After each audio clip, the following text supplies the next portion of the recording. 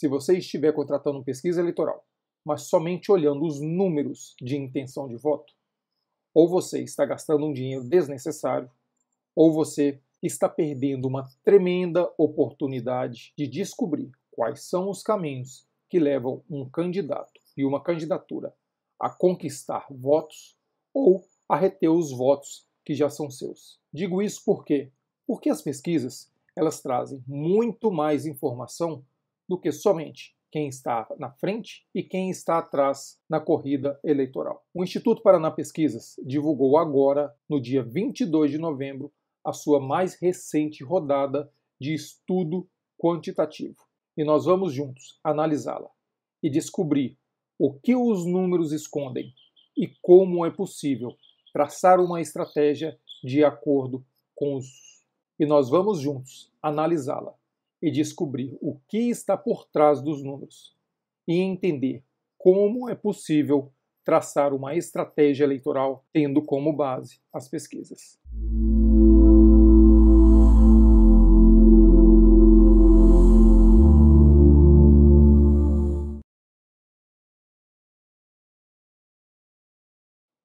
A pesquisa em questão é essa, da Paraná Pesquisa. É um instituto que é presidido pelo Murilo Hidalgo, uma pessoa aí de extrema credibilidade e respeito no cenário nacional no que diz respeito à opinião pública. Tá?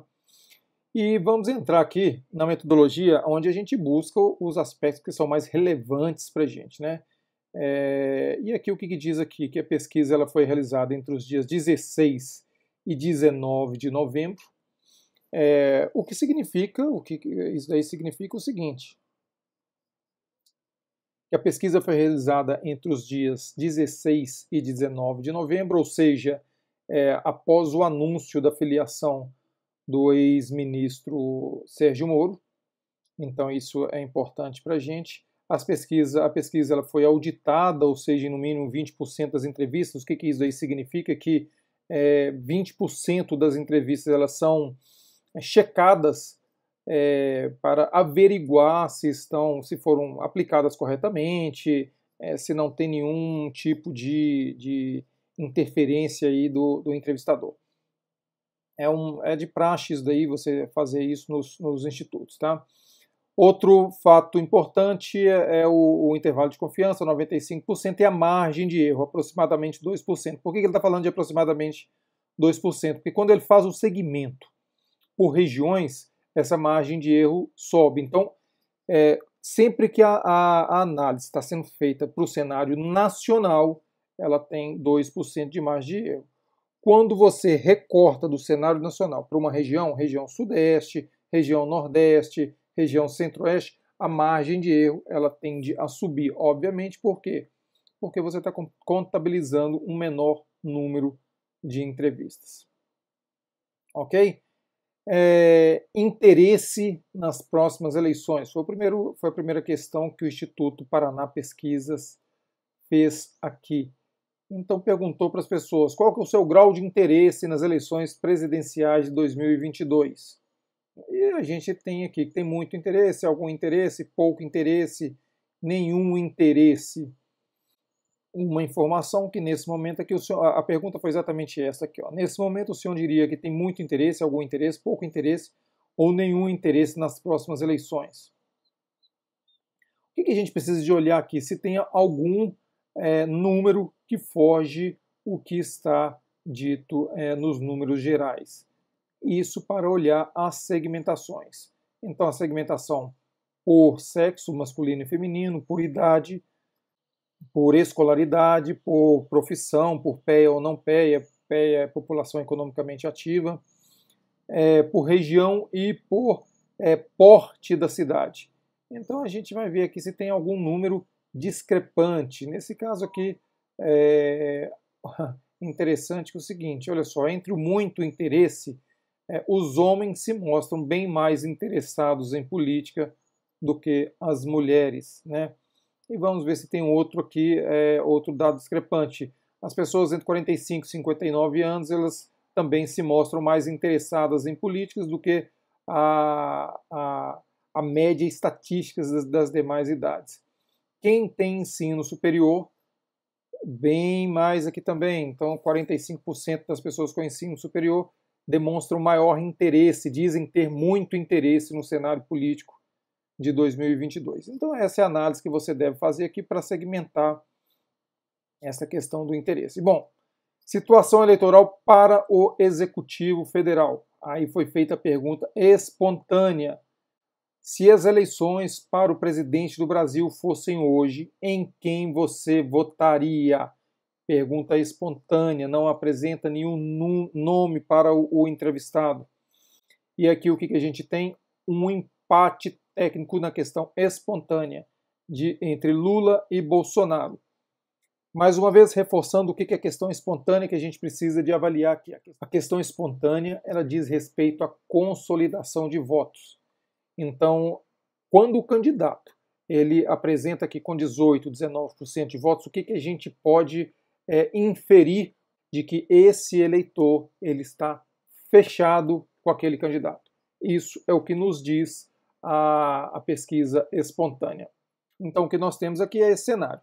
45% dos eleitores ainda estão indecisos no que diz respeito à intenção de voto espontânea, ou seja, repetindo, eu chego, abordo o entrevistado e chego logo de cara perguntando para ele se as eleições fossem hoje, em quem o senhor votaria. 45% se diz indeciso nessa questão.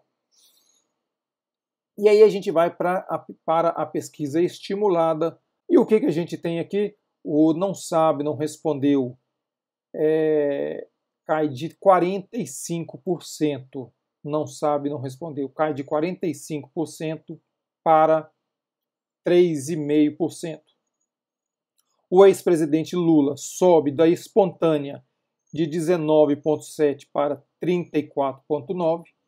E o presidente Jair Bolsonaro sobe de 18% para 29% na estimulada. Aqui, então, cabe um parênteses. A diferença entre a espontânea e a estimulada. Na composição, na elaboração da estratégia eleitoral, o que é interessante você ter em mãos, o que é interessante para a tomada de decisão? É saber quais são os gatilhos que faz o entrevistado, o eleitor, deixar a opção não sei, não sabe, indeciso, para optar por um outro candidato. E por que saber disso é importante? Para que o candidato consiga montar o seu discurso, montar a sua estratégia, saber dialogar com o eleitor. Então ele vai trazer um diálogo sabendo que aquela informação que ele está passando para o eleitor é relevante na tomada de decisão. E como fazer isso? Aí entram as pesquisas qualitativas, os grupos focais. Ou seja, você contrata uma pesquisa qualitativa aonde que você vai entrevistar o eleitor que se diz espontâneo e que depois ele mudou de voto para saber o que acontece nesse meio termo aqui, nesse meio tempo, entre ele sair do indeciso e ir para se posicionar para algum candidato. Ok? Feito o nosso parênteses, vamos continuar aqui na análise dessa pesquisa. Então, nesse primeiro cenário, Lula aparece com 34%, Jair Bolsonaro com 29% e Sérgio Moro com 10,7%. Mais uma vez, chama a atenção Sérgio Moro na frente de Ciro Gomes, na frente de João Dória, visto que Ciro Gomes e João Dória já têm uma campanha na rua, eles já estão trabalhando a sua campanha há algum tempo. E então o Instituto Paraná Pesquisas ele vai variando de cenário, sendo que, nesse caso aqui, o cenário, vamos ver quem que ele incluiu, provavelmente foi o governador do Rio Grande do Sul, Eduardo Leite, tá? Então ele aparece aqui nesse cenário estimulado com 1,6% dos votos. E aí, olha só que interessante, saiu o João Dória e entrou o Eduardo Leite. Quem que aumentou a intenção de votos? Sérgio Moro. Tá? Nesse terceiro cenário, ele retirou os candidatos, ele que eu falo, o Instituto Paraná Pesquisa, retirou os candidatos que tinham menos de 2% de intenção de voto e manteve Sérgio Moro. Sérgio Moro manteve-se aqui com 11%. Esse aqui é um cenário mais condensado, vamos dizer assim. E nesse caso, o que acontece? A gente pode estudar aqui os cruzamentos desse eleitor. E aí a gente pode entender, por exemplo, aonde que cada candidato está melhor posicionado e aonde ele está pior posicionado. Se a gente pegar aqui o ex-presidente Lula como referência, ele tem aqui 35% de intenção de votos e ele melhora um pouco a sua intenção de voto no público feminino, ou seja, ele está melhor posicionado no público feminino, melhor posicionado entre o público de 16 a 24 anos e entre as pessoas de 60 anos ou mais. E na onde que ele está pior posicionado? Aqui, ó, entre 25 e 44 anos. Mas, dentro da margem de erro, não dá para a gente falar muito.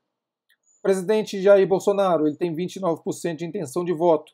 Aonde que ele está melhor posicionado? Entre os homens, né? Porque se ele tem 29% no geral, e entre os homens esse percentual aumenta um pouco, então ele está melhor posicionado entre os homens, é um eleitor mais fiel, um eleitor mais cativo, são os homens. Ele tem uma maior faixa de eleitorado também aqui entre 35 e 44 anos, e também entre 25 e 34 anos, ou seja, onde o ex-presidente Lula tem deficiências, o presidente Bolsonaro ele tem forças aqui a serem mostradas. No ensino fundamental é onde que o ex-presidente Lula tem o maior percentual de votos, 45%, ensino médio, aqui ele tem, e no ensino superior o ex-presidente Lula é uma fatia do eleitorado onde que ele está pior posicionado, ou seja, onde ele tem um pior percentual de votos. E provavelmente o que eu queria entender aqui era se o ex-juiz Sérgio Moro ele está melhor posicionado na região sul, ou seja, a sua região de maior atuação, a sua base eleitoral. Sim, e aqui ele está melhor posicionado na região sul. Mas também o presidente Jair Bolsonaro está melhor posicionado aqui e o presidente Lula melhor posicionado na região nordeste do país. Seguindo aqui os cenários, foi condensando, aí tirou ali o Dória agora e acrescentou o Eduardo Leite, pouca coisa mudou. Cenário 5, lembrando que eu vou deixar esse link desse material, ele está disponível para todo mundo, isso daí é uma pesquisa pública, está disponível, eu vou deixar o link para vocês acessarem essa pesquisa, tá? E nesse cenário 5, qual que foi a questão incluída? O Paraná Pesquisas perguntou, para as próximas eleições, o senhor preferia votar em... e incluiu essa questão aqui, nem Jair Bolsonaro, nem Lula, ou seja, as pessoas que são favoráveis ao eles não, né? Ou seja, nem Jair, nem Lula. E nesse percentual estão 17% dos eleitores que não votam em nenhum dos dois, na grande questão da polarização. Ok? Cenário 6 é uma réplica aí do que seria um segundo turno entre Lula e Bolsonaro.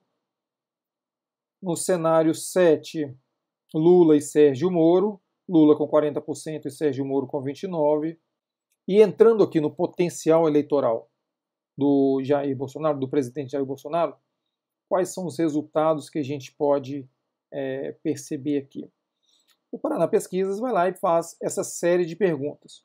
Com relação ao senhor Jair Bolsonaro, você diria que com certeza votaria nele para presidente do Brasil, poderia votar, não votaria de jeito nenhum, isso daqui ele está tratando de rejeição e não o conhece o suficiente para opinar. e aqui está tratando de conhecimento. A gente já falou disso na pesquisa anterior que a gente tinha avaliado sobre o quão importante é esse tipo de pergunta, porque aqui ela nos dá teto de votos, aqui ela nos dá a rejeição do candidato e aqui ela nos dá o que ele pode ganhar de votos, o que a gente chama de voto orgânico, ou seja, aonde que ele cresce sem precisar de tomar votos, onde ele poderia crescer sem precisar de tomar votos dos outros candidatos. Então, quem diz que com certeza votaria no presidente no senhor Jair Bolsonaro para presidente do Brasil? 23%. E quem poderia votar nele para presidente? 19%. O que a gente tem aqui? Um teto de votos de aproximadamente 44%, 42% de teto de votos. Era onde que ele poderia chegar. Isso por quê? Porque se ele conquistasse todos esses votos aqui, iriam somar a esses 23% que ele tem. 23 mais 19, aproximadamente aí, 42% de intenção de voto é o teto dele. E o teto ele é barrado pelo quê? Pela rejeição. A rejeição do presidente Jair Bolsonaro é uma rejeição alta, 55% dizem que não votariam nele de jeito nenhum. Mais uma vez, aqui entra o papel das pesquisas qualitativas, os grupos focais, os grupos de discussão. Para quê? Para tentar descobrir e te auxiliar na montagem da estratégia no que diz respeito a descobrir quem são esses 19% e por que eles estão indecisos em votar no presidente, em Jair Bolsonaro, para presidente do Brasil. A pesquisa qualitativa ela iria aprofundar nas justificativas dessa pessoa, desse perfil, desse eleitorado, desse eleitor, tentando trazer à tona os elementos que fariam com que o presidente Jair Bolsonaro convencesse esse eleitor a votar nele. E da mesma forma, a pesquisa qualitativa ela iria trazer para esse percentual aqui de não votaria nele de jeito nenhum, as razões pelas quais o presidente Jair Bolsonaro ele é rejeitado. Conhecendo as razões das rejeições, é possível traçar estratégia, traçar planos de comunicação para minimizar esta rejeição. Ok?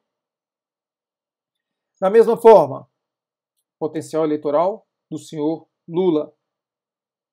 Quem poderia, com certeza, vota nele? 25%. Quem poderia votar nele?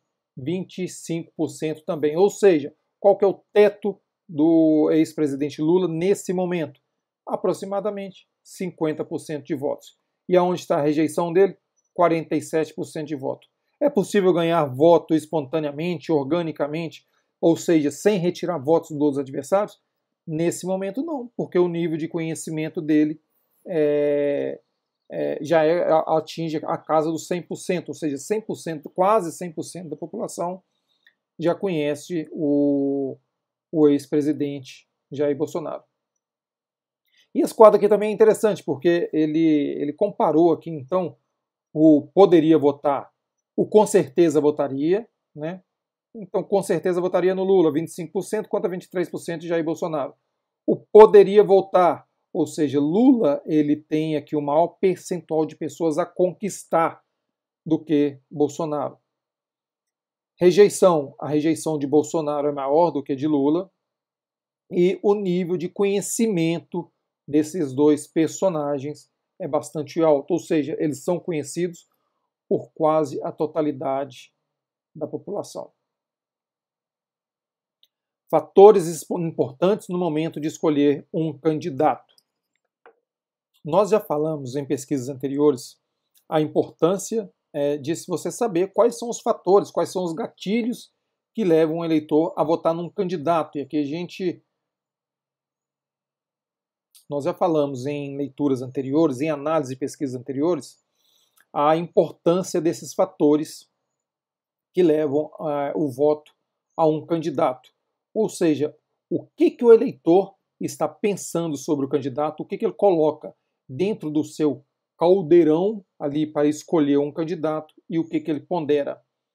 Então, o que salta aos olhos aqui é a questão da honestidade, ou seja, quais o valor mais importante que um candidato deve ter, segundo a pesquisa Paraná Pesquisas, o valor que ele deve ter é honestidade. Em segundo lugar, competência. Em terceiro lugar, ser próximo do povo. Em quarto lugar, todas as opções e ter experiência política. Então, esses daí seriam os top 5 dos valores, dos fatores que o eleitor vai considerar na hora dele escolher um candidato, na hora dele deparar com a decisão de voto. Avaliação da administração federal. Vamos ver como que o presidente Jair Bolsonaro é percebido pela população. A primeira coisa é a avaliação do aprova e desaprova. O que a gente tem de dado histórico? E existe uma correlação estatística que diz que o seguinte: algo em torno de 60% a 70% dos eleitores que aprovam a administração de um candidato irão votar nele. Então, se ele tem uma aprovação alta, ele vai ter um maior percentual de votos.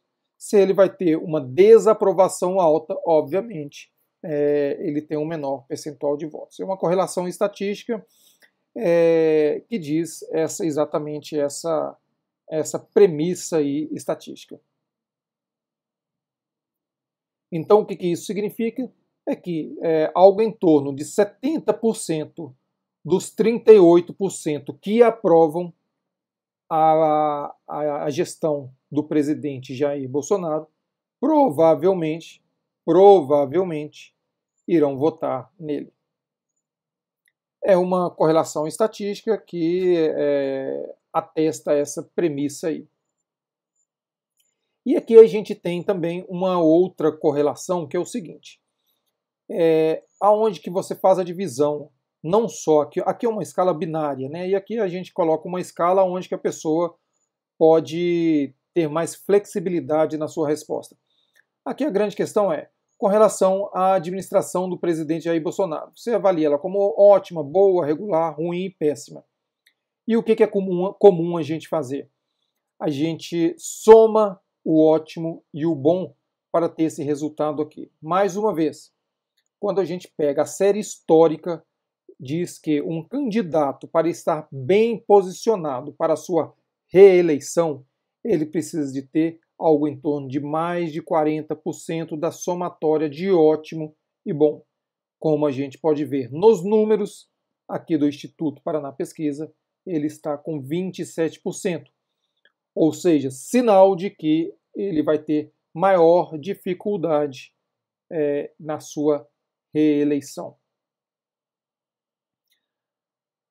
No que diz respeito à segmentação, a gente então vai entender quem aprova e quem desaprova. Dentre aqueles que aprovam o candidato Jair Bolsonaro, vamos ver onde está melhor a aprovação dele. A aprovação está melhor nos 45% masculino, onde mais ele tem uma aprovação melhor. Entre as pessoas de 35 a 44 anos de idade. Também aonde aqui no ensino médio, pessoas economicamente, esse aqui não está bem.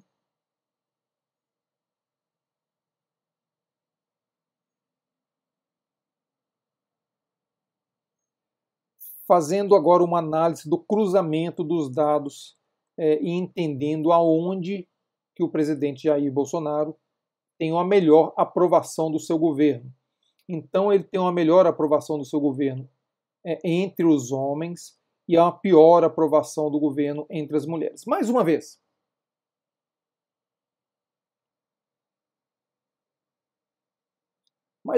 vamos falar de pesquisa qualitativa. Quando você tem uma aprovação muito alta e que você precisa de quando você tem aprovação e desaprovação. E você precisa de equilibrar isso. Daí você utiliza as pesquisas qualitativas para entender os argumentos do eleitor. Você vai utilizar a pesquisa qualitativa com homens para entender por que eles aprovam um presidente. Quando você tem esse dado da aprovação do presidente Jair Bolsonaro, você vai criar as estratégias de comunicação, ou seja, você vai ressaltar os aspectos positivos que já estão na mente e no coração desse eleitor, ou seja, já estão na percepção desse eleitor. Pela outra ponta, você vai trabalhar a desaprovação. Então você vai fazer uma pesquisa qualitativa com um grupo de mulheres para entender por que dessa desaprovação tão alta. E essa desaprovação, sabendo o que é, quais são os motivos da desaprovação por parte do público feminino. É possível minimizar essa desaprovação? Então, é a hora em que a pesquisa qualitativa e a pesquisa quantitativa, elas entram em conjunção para formar um diagnóstico e traçar estratégias. Ok?